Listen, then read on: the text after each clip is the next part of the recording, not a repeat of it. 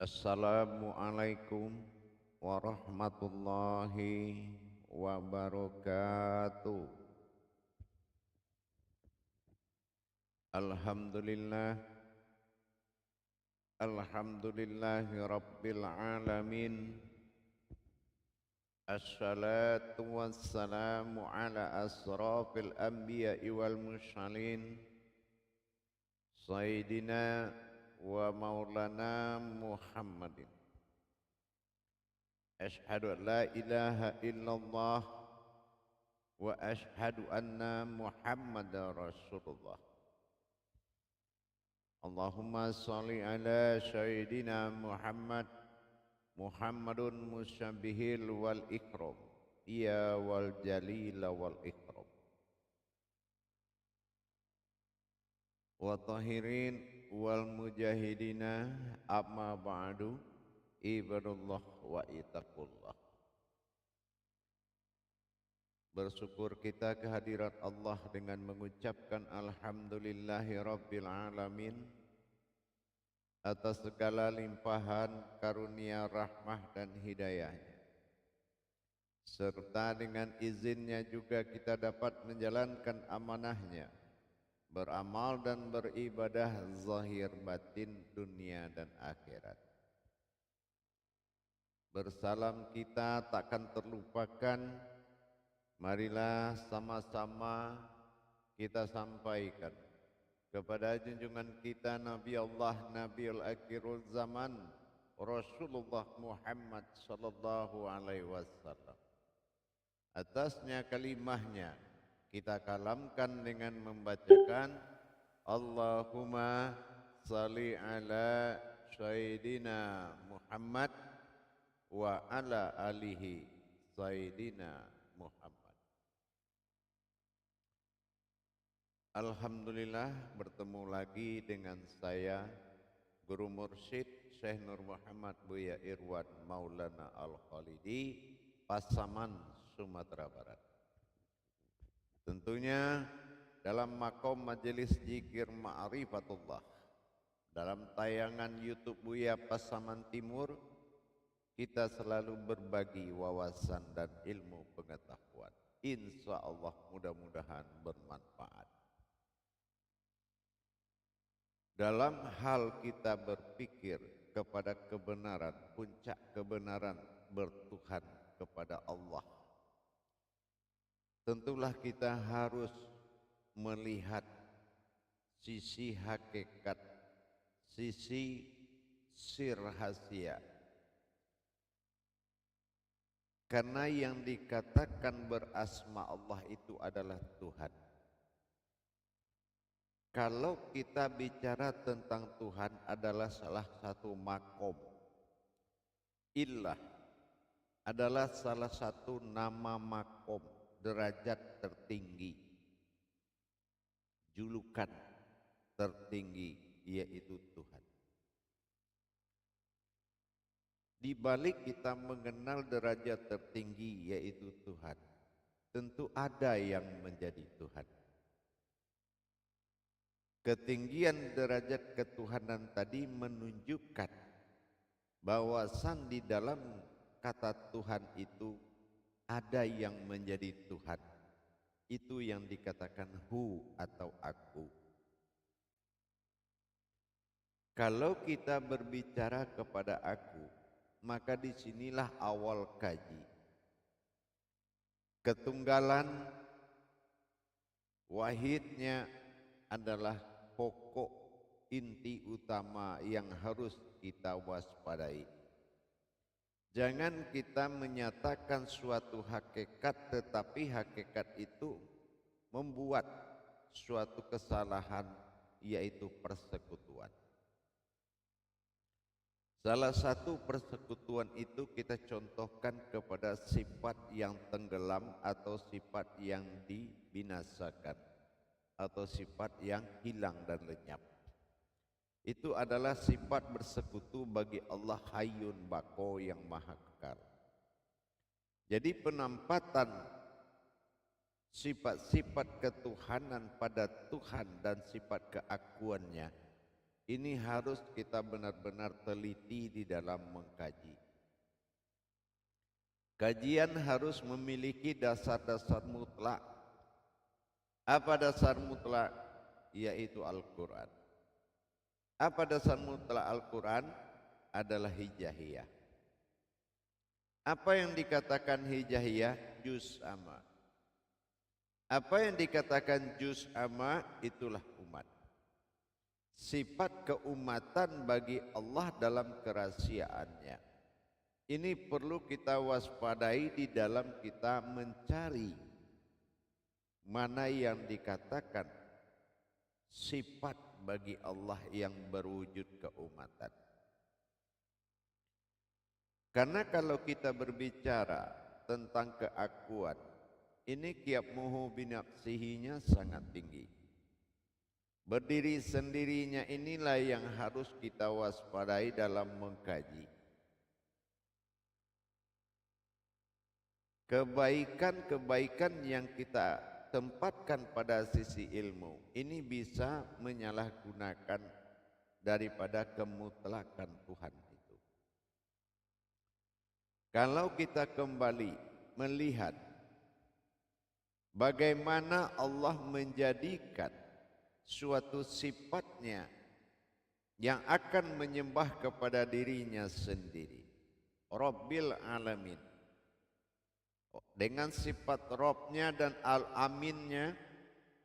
Amin adalah sifat dirinya dan Rabb adalah sifat ketuhanannya. Kalaulah tidak sifatnya sendiri yang bernama naf atau batinnya, tidak mungkin kita bisa mendapatkan perjalanan kepada awal diri mula jadi Tuhan ilah ba'dal tunggal. Inilah yang dikatakan haskar. Jadi kalau kita sudah ashar atau titik utama sebuah makom ketuhanan yang berwujud manusia, penempatan ilahinasnya benar-benar menjadi suatu kehidupan Tuhan. Dalam mendirikan diri hakikat yang disebut dengan diri batin, tentulah kita harus melebur keberadaan jasmani dulu dalam mata batin atau mata ma'rifat. Kalau kita belum melebur kodrat zahir kita sebagai insaniyahnya Allah, tentu kita belum bisa menjadi kodrat sifat baginya. Kodrat sifat adalah yang dikatakan sifat itu adalah kodrat yang tidak dijadikan dari apa yang ada di langit dan apa juga yang ada di bumi. Ini namanya sifat. Sementara uluhiyah kaji adalah aku, aku bersifat pada sifatku sendiri. Mana yang dikatakan sifatnya aku sendiri? Alam bersifat kepadaku dan aku bersifat pada alam. Alam sifat dengan sifat itu beda. Alam sifat kodrat iradat ilmu sama basar kalam hayat. Itu dinamakan kodrat sifat. Dan ini menuju kepada sifat batin bagi Allah. Kenapa? Zahiru Rabbi, zahir ini adalah dasar kajian pencarian kepada Tuhan. Ini zahiru Rabbi. Dan batinul abdi yang hakikat pencarian diri tentang keumatan. Zahiru wal batinu dihimpun menjadi satu. Zahiru zahir alif domah'u, batinu alif domah'u di belakangnya menandakan sir dua-duanya, yaitu domah'u. Kalau domah'u ini sudah muncul, ini menandakan sir, rahasia. Artinya apa? Zahirnya terbuat dari rahasia dan batinnya pun terbuat dari rahasia. Apa zahir yang terbuat dari rahasia dan batin yang terbuat dari rahasia?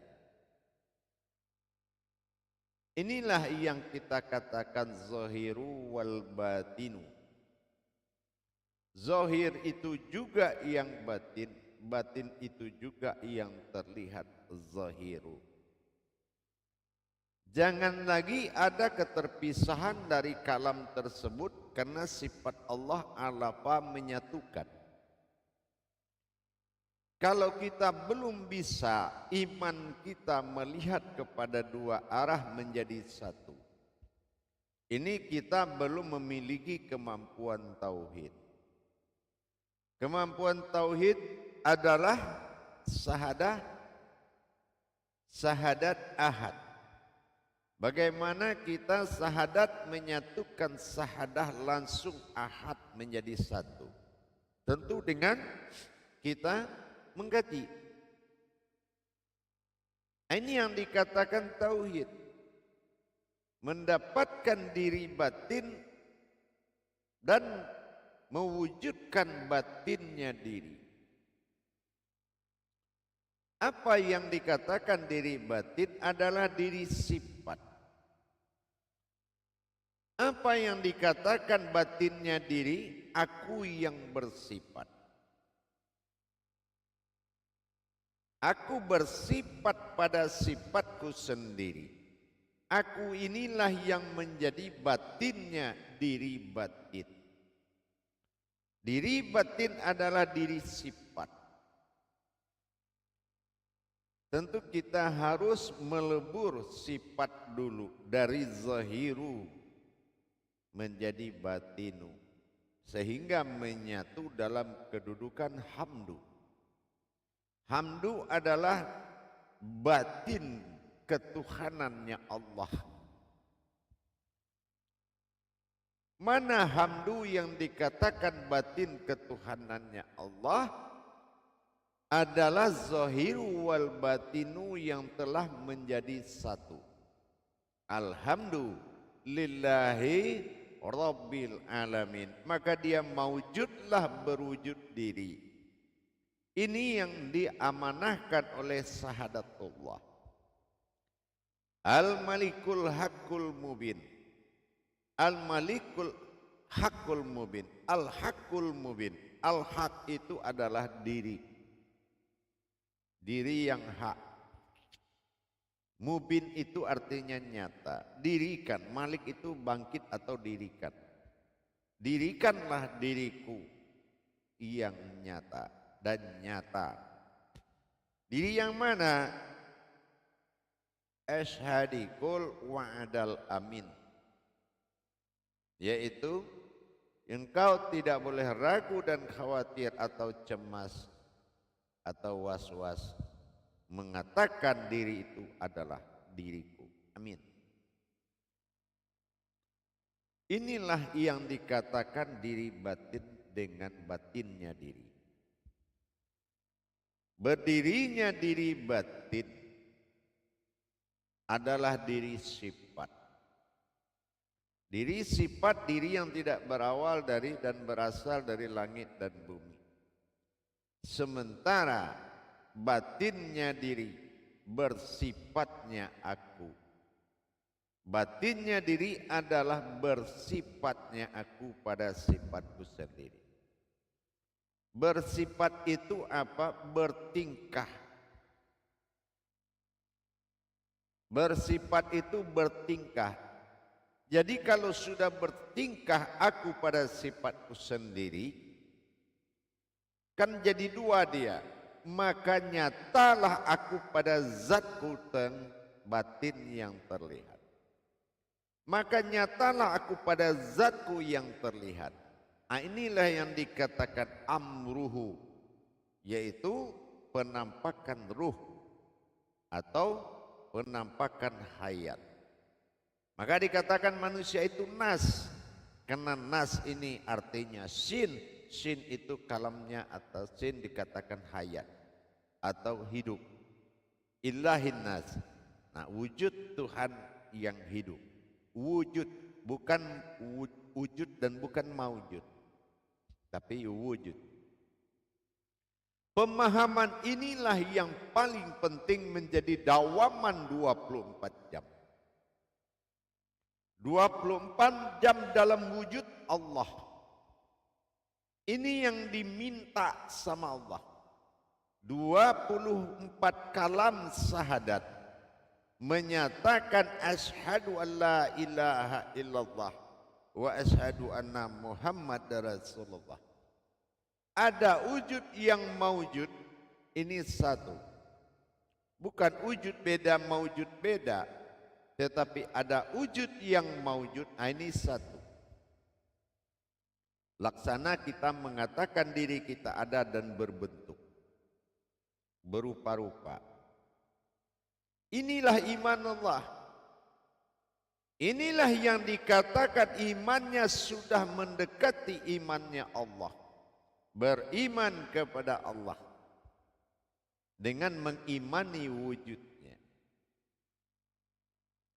Maka disinilah kenaikan-kenaikan derajat terjadi pada hidup dan kehidupan kita sebagai insannya Allah. Insan adalah wujud yang menikmati, dinamakan sibaharu. Sibaharu adalah kodrat yang menikmati dan merasakan dan yang mengalami. Dengan demikian nilai dari kodrat ini adalah dirinya. Ini yang dikatakan disebut diriku, nafsahu. Hadirin pada hari ini, kaum muslimin dan muslimat dimanapun berada. Apapun kebaikan yang kita lakukan dalam amalia, meskipun hari-hari kita penuh dengan perbuatan kebaikan, tapi kalau kebaikan itu belum menuju kepada kebenaran, maka kita tidak akan mengalami, menikmati dan merasakan, apalagi mengingat. Itu tambah tidak mungkin. Dengan kita meningkatkan iman kita kepada Allah, mendirikan diri batin, ini adalah wajib, disebut diri fana. Mendapatkan batinnya diri, ini kodratnya mutlak, wajib dan mutlak, yaitu aku bersifat. Digabungkan bersifat dengan sifat menjadi kodrat zat zahiru wal batinu yang disebut aku. Aku dalam masa keinsananku, aku dalam masa ketuhananku, aku dalam masa aku adalah aku. Ini satu kesatuan. Pembungkus dari kodrat itu dinamakan diri batin. Hidupnya hayat dari kodrat diri batin adalah batinnya diri. Bertemunya sifat dengan bersifat ini menjadikan suatu gerakan zat yang memperlihatkan hayat. Inilah yang dikatakan batin terlihat. Sifat daripada batin disebut dengan an, dan sifat terlihat bagi batin disebut dengan am. Inilah yang selalu kita bahas dalam tayangan-tayangan sebelumnya. Na adalah keakuan Tuhan pada diri.